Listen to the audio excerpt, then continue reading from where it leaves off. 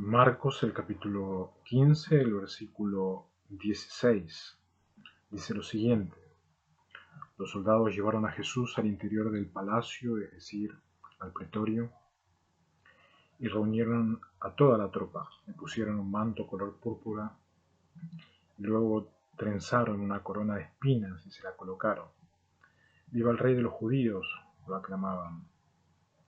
Lo golpearon en la cabeza con una vara y lo escupían. Doblando la rodilla le rendían homenaje. Después de burlarse de él, le quitaron el manto color púrpura, le pusieron su propia ropa y se la llevaron para crucificarlo. A uno que pasaba por allí de vuelta del campo, un tal Simón de Cirene, padre de Alejandro y de Rufo, lo obligaron a llevar la cruz. Condujeron a Jesús al lugar llamado Gólgota, que significaba lugar de la calavera. Le dieron vino mezclado con mirra, pero no la tomó, y lo crucificaron. Repartieron su ropa, echando suerte para ver qué le tocaría a cada uno. Eran las 9 de la mañana cuando lo crucificaron. Un letrero tenía escrita la causa de la condena: el rey de los judíos. Con él crucificaron a dos bandidos, uno a su derecha y otro a la izquierda. Los que pasaban maniñaban la cabeza y blasfemaban contra él. El tú que destruyes el templo y en 3 días lo reconstruye, baja de la cruz y sálvate a ti mismo, le decían. De la misma manera se burlaban de él los jefes de los sacerdotes, junto con los maestros de la ley. Salvó a otros, decían, pero no puede salvarse a sí mismo. Que baje ahora de la cruz, ese Cristo es el Rey de Israel, para que veamos y creamos. Y también insultaban a los que estaban crucificados con él. Desde el mediodía hasta las 3 de la tarde toda la tierra se quedó en oscuridad, y a las 3 de la tarde Jesús gritó con fuerza: Eloi, Eloi, lema sabactani, que significa Dios mío, ¿por qué me has abandonado? Cuando lo oyeron algunos de los que estaban cerca, dijeron: escuchen, está llamando a Elías. Un hombre corrió, empapó una esponja en vinagre, lo puso en una vara y se lo ofreció a Jesús para que bebiera. Déjenlo, a ver si viene Elías a bajarlo, dijo. Entonces Jesús, lanzando un fuerte grito, expiró. La cortina del santuario del templo se rasgó en dos, de arriba abajo, y el centurión que estaba frente a Jesús, al ver cómo murió, dijo: verdaderamente, este hombre era el Hijo de Dios. Algunas mujeres miraban desde lejos. Entre ellas estaban María Magdalena, María la madre de Santiago, el menor, y de José y de Salomé. Estas mujeres lo habían seguido y atendido cuando estaban en Galilea. Además, había allí muchas otras que habían subido con él a Jerusalén.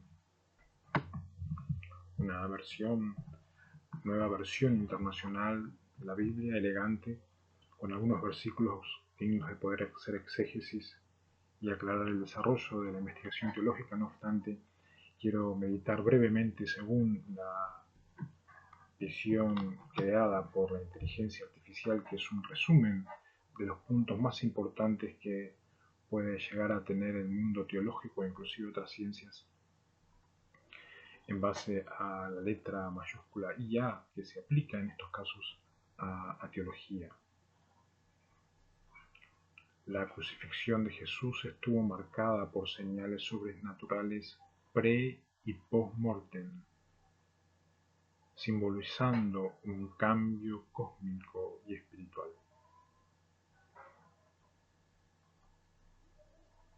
Las señales sobrenaturales pre y post-mortem de Jesús simbolizaban, simbolizan y siguen simbolizando un cambio cósmico y espiritual.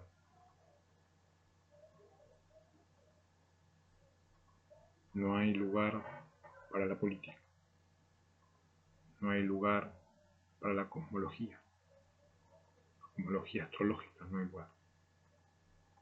Hay lugar para entender en estos momentos muy, pero muy solemnes que nos toca vivir en el planeta Tierra, cuáles fueron los cambios cósmicos y espirituales. ¿Qué nos hizo daño del cosmos en la Tierra y qué nos hizo daño espiritualmente el cosmos en la Tierra? Jesús se hizo carne y espíritu, la esencia del hoy entre nosotros hace 1990 años fue para que en el año 2026 volvamos a estas horas y comprendamos de que hubo cambios cósmicos y espirituales, sin tocar la cantidad de cientos, miles de millones y billones que utilizaron el planeta Tierra y la Biblia Sagrada, porque contiene la palabra, la revelación de Dios. Se basaron en la Biblia para imperar y para que los cambios cósmicos y espirituales no se lleven a cabo. Dejamos esa etapa atrás. Volvemos a entender qué son los símbolos. ¿Cuál es el propósito de la vida espiritual en el presente y en el futuro? Hubo una oscuridad de 3 horas, un intenso terremoto, el rasgado del velo del templo, la resurrección de los santos y la posterior oscuridad de 3 días, inclusive en el continente americano. Si nosotros revisamos brevemente el relato de Marco, encontramos las señales de pre-crucifixión y las señales sobrenaturales que son necesarios reflexionar. Invito a reflexionar, pero de una manera ágil, este relato, ya que hemos sufrido la eisegesis, que significa ponerle al texto aquello que no es posible ponerle, sino que las exégesis tienen pasos hermenéuticos específicos para poder llegar a una comprensión hermenéutica, que la eiségeta a veces quiere poner. Cuando pone un texto sobre el texto, es allí donde queda muerto el texto, y la nueva versión internacional es ágil. Hubo señales pre-crucifixión y durante la agonía. Hubo una oscuridad sobre la tierra. Desde el mediodía hasta las 3 de la tarde el cielo se oscureció. Hubo momentos, si nosotros vamos a la simbología bíblica, el Padre, el Hijo y el Espíritu Santo se retrae junto con la lumbrera y deja que el cielo se oscurezca, símbolo de que el cielo no tiene relación con la muerte. Ahora es donde el tercer cielo informó: no tenemos relación con supernova o superantiguos que se han personificado y que quieren procesos de justicia, o recordar inclusive cómo fue la pre-crucifixión, cómo fue la agonía. No obstante, están como fuera de un proceso en los cuales el cielo se retrajo. Eloy dijo: bueno es solo Dios junto con sus ángeles, no para gloria de él, sino por la justicia de su buena voluntad. ¿Qué es lo que en estas horas debemos comprender aquellos que durante muchos años han caído en mensajes imperiales? Que es la fogosidad del mensaje, lo maravilloso del mensaje, pero han sido usados. Tomaron el texto. Hoy por la tarde brillan en el número 15 y dicen: te prometo, pastor, de que no voy a agarrar ninguna jovencita de 15. No es posible creerlo. El cielo se retrajo, dejó el pecado de todos los que iban a abusar de la preprovidencia y providencia, de la precrucifixión y de la poscrucifixión. Se retuvo, se fue y se oscureció. No se sabe cuál es el texto en el cual se basaron, donde a muchos se les vino la noche. una de las frases principales de la policía involucrados en condenación de planetas. Y en aquel momento el cielo se oscureció. Hubo algo más, un terremoto y un fenómeno físico. Sacudió tanto la tierra ese terremoto que partió las rocas al momento de la muerte. Asia, junto con todos los que lucharon en estos años, desde las constelaciones y los infinitos, dijeron en algún momento: aunque haya una piedra, sin vida una sola piedra, la vamos a hacer rodar para condenar al mundo. Jesús nació, vivió entre nosotros, vimos la vislumbre de Eloy, el creador de todos los universos, y llegado el momento, las rocas se partieron. Llegado el momento, la pelota se desinfló. Llegado el momento, el balón quedó encostado. A reflexionar todos aquellos que deben tomar una decisión de priorizar el mundo y la mente, entendiendo que en algún momento ya Jesús pagó el esclavismo que no quieren terminar. Las rocas se partieron. El velo del templo se rajó. El velo del templo de Jerusalén se rasgó en dos, de arriba a abajo. La burla de las sectas, de los caldeos y de la policía administrando iglesias y administrando la Biblia, ya lo había predicho Jesús, ya lo había demostrado. Cientos y miles de millones en tan solo 200 años, donde se despertaron las cestas para esperar el cumplimiento. No encontramos virgen contenta. No encontramos mujer que pueda estar tranquila en el lugar donde la hicieron mujer. El velo del templo ya se había rasgado. Ya Jesús había demostrado ese acto simbólico. Y continuamos, y continuamos, y continuamos, y continuamos. No puedo ser parte de tales psiquiátricos. El Señor creó a la hembra, Eloy creó a la hembra para que tenga una psicología sana y que la casa donde se hizo mujer pueda llegar a ser el ideal de los padres, un lugar donde nació y siguió con el bien herencial. Necesito reflexionar a todos aquellos que viven esperando estos momentos para volver a empezar lo peor, no lo intenten. Jesús es símbolo, es código, es constitución, es palabra, es significado, es tendencia, es entendimiento, es nuevo aire, es sol seguro. No lo intenten. Lo lograron muchos años, no lo intenten. Aquellos que aman las Sagradas Escrituras y están dispuestos a explicar al mundo que es el estudio de Dios y no que es logias a Dios, que puedan tener el compromiso firme de que esto debe ser el mensaje del resto de la historia y defender estructuras que tienen que ver con la vida del nacido en la tierra toda.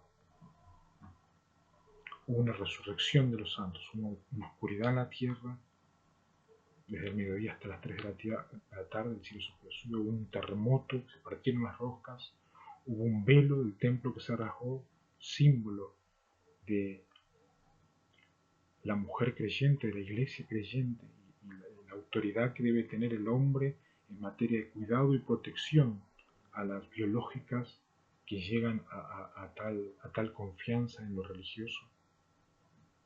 Y una resurrección de los santos. Muchos cuerpos de santos que habían muerto resucitaron y aparecieron muchos. Esa palabra santos, hay varios escritos teológicos, se refieren a humanos con procesos que murieron creyendo el cumplimiento de la venida del Mesías. Fue tanto el resplandor del tercer cielo junto con los ángeles de gloria y a la vez la alegría del cumplimiento, no de la muerte, sino de la seguridad del cumplimiento que significa el mundo se oscurece porque se separa de la vida y aquellos que creyeron se levantaron.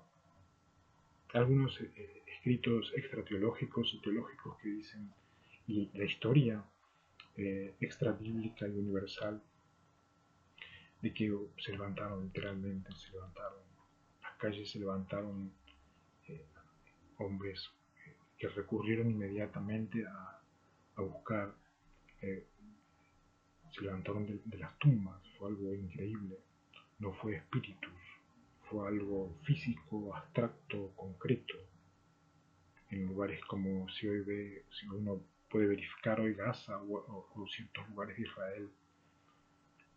Encontrar humanos es muy difícil. En aquel momento los humanos no aguantaron, resucitaron para festejar la vida.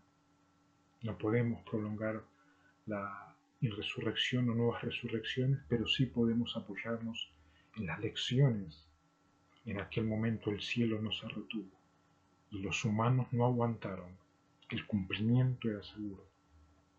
La completa seguridad de que toda la vida no íbamos a ser atacados ya estaba firmada.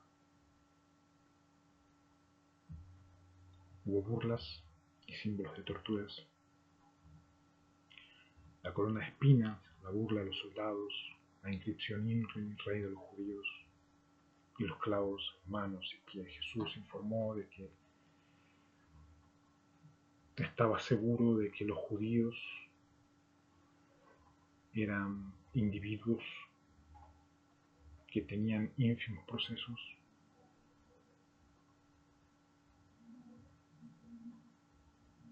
pero que llegado al cielo fue comunicado: hay un planeta que los destruye. Se llama Júpiter. Informó que esperó años, años y años con la esperanza intacta en el corazón de que iba a tener que volver a enfrentarlos, y con una desesperación de décadas y décadas de no poder explicar al mundo que aquellos judíos eran Júpiter, eran demonios de Júpiter personificados. Esperó,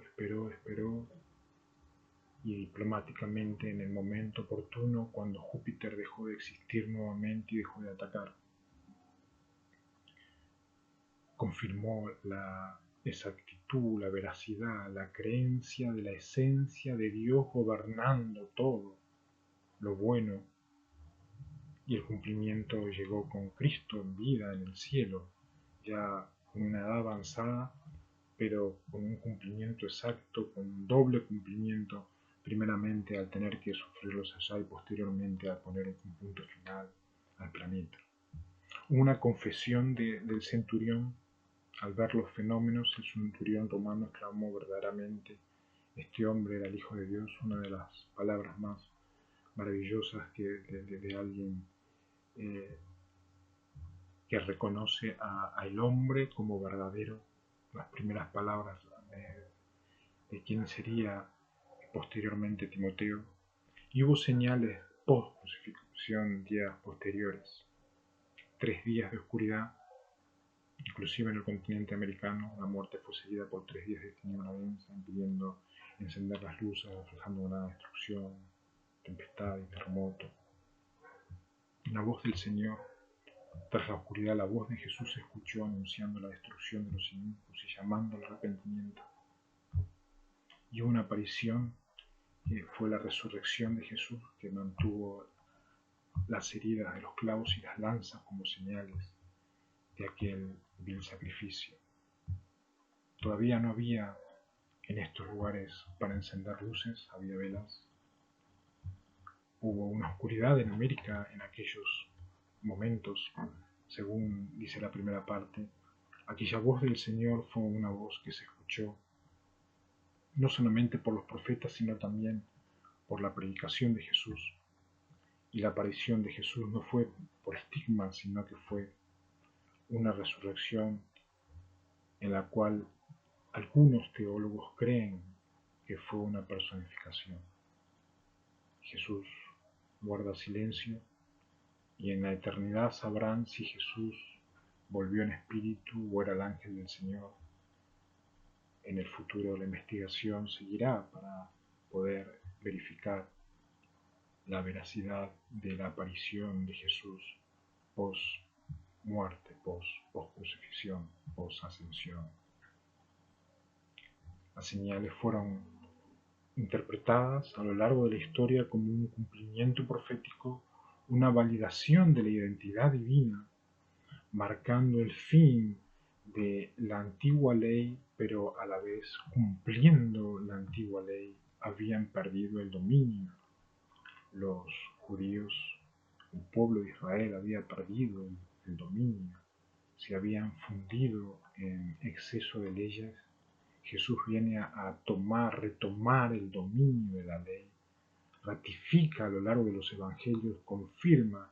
No vine a sustituir, no vine a cambiar, vine a confirmar la ley y los profetas, vine a hacer dominio, como resumió Jesús la venida de él. Y se comienza el nuevo pacto. Ese nuevo pacto no es las crucifixiones de Baal, el nuevo pacto no es los pactos de olivos, de esclavismo con constelaciones, el nuevo pacto no es la firma de los presidentes para la muerte del descendiente. El pacto es Jesús puso sobre sí, aceptó sobre sí el manto de lana de púrpura y llevó adelante lo que debía cumplir.